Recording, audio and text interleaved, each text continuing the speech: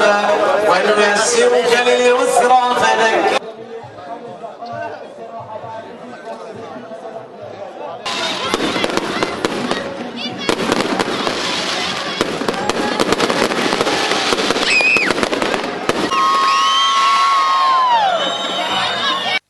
حرمنا من القدس فأتت هي إلينا، هكذا عبر المواطنون الذين توافدوا إلى أمسية جوال الرمضانية التي رسمت بفعالياتها السعادة على وجوه مئات المواطنين في مدينة نابلس. هني جوال على الإيفنت الحلو الجميل جدا، أمسية رائعة نتمناها دائما تعم كل أرجاء الوطن، عمت أريحة وعمت رام الله وعمت نابلس وعمت بيت لحم. انبسطنا كثير في كل مكان ممكن نتبع فيها، بتذكرنا في القدس، بتذكرنا بأجواء القدس. بنفوت بنشوف الحكواتي، بنشوف الدراويش، بنشوف السيرك، بنشوف كل هالايفنتس هاي وبننبسط. بتذكرنا في اجواء فقدناها من زمان وذكرناها من جديد، قاعدين نتذكر فيها. وصراحه مبسوطين جدا جدا جدا، ويا رب يا الله يوفق شركتنا جوال حبيبه للامام دوما، ونتمنى لكم كل التوفيق والسعاده.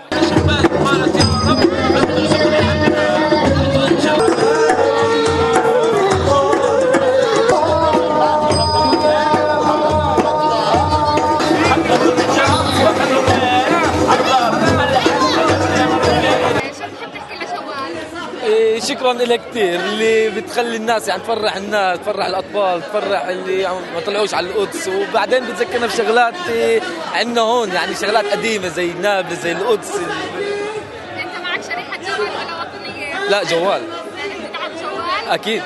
ألعاب نارية انطلقت لتطلق معها ابتسامات الأطفال خاصة والمواطنين عامة، ومسابقات رسمت البهجة على جدران القلوب، وسلسلة فقرات دينية وأخرى فنية متنوعة. عمتوا بخير، كل سنة وانتم سالمين. احنا بأمس الحاجة لهيك أجواء رغم كل الظروف الصعبة اللي بنمر فيها، احتلال وانقسام سياسي. تيجي هون بتلاقي الناس بهربوا من هديك الأجواء لهاي الأجواء.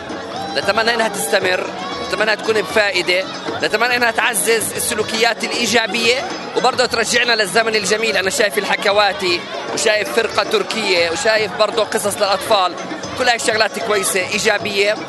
لا شك هي بترجع بالآخر تخدم فكرة كبيرة اللي هي خدمة المجتمع، لكن برضه جوال جزء أساسي من المجتمع رغم بعض الملاحظات اللي أنا كصحفي ممكن تكون إلي على الشركة، لكن زي هيك شيء كتير كويس، شيء كتير إيجابي.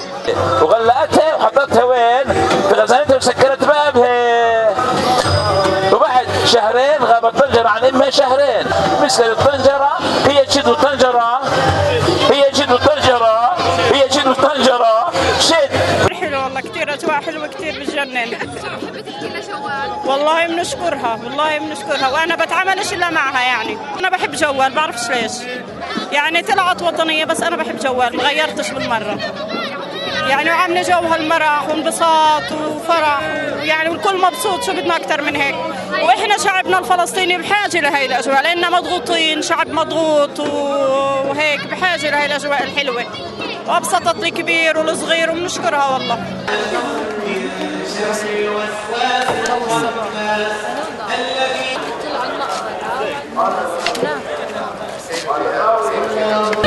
شو بتقول؟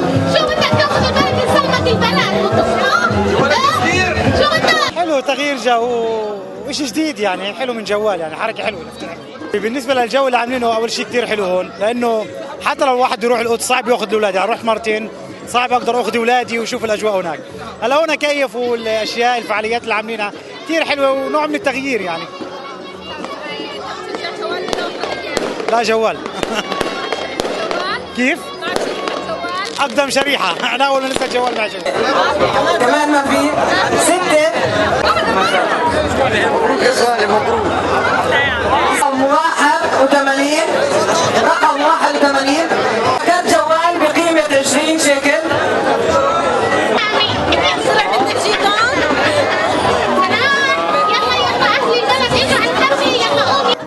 جوال دبيكات. مبسوطة ولا لا؟ مبسوطة.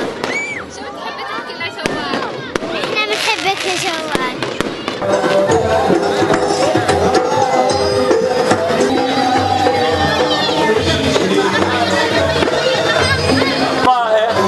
رجعت الطنجرة عند امها تقول لها نحاول نرجع في نابلس لقديمها، لأنه إحنا الحكواتي والحكاية جزء من تراث مهم جدا لهذه المدينة، وتراث نابلس وتراث فلسطين بشكل عام هو مستهدف، كما الأرض مستهدفة والشعب مستهدف. لذلك أنا أخذت عهد على نفسي أن أقدم نابلس في أجمل صورها من خلال حكواتي.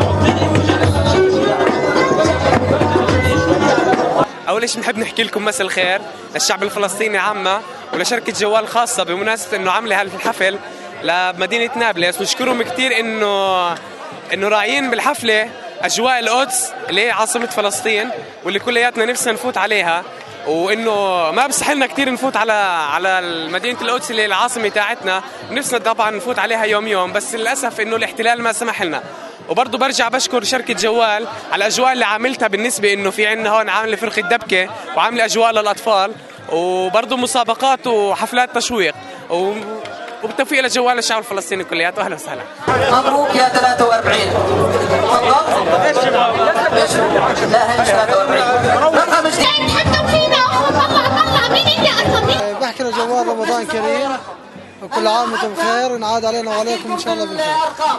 بعد ما تخلصوا تحطوا اجواء جميله جدا، اجواء رمضانيه حلوه، رجعونا للماضي، فكان الجو حلو كثير والجو مرح، وشكرا لهم. وفي ختام الأمسية توجه المواطنون بالشكر والتقدير لشركة جوال لحرصها على المواطنين وإسعادهم في الشهر الفضيل. لتلفزيون نابلس، ليلى سويدان.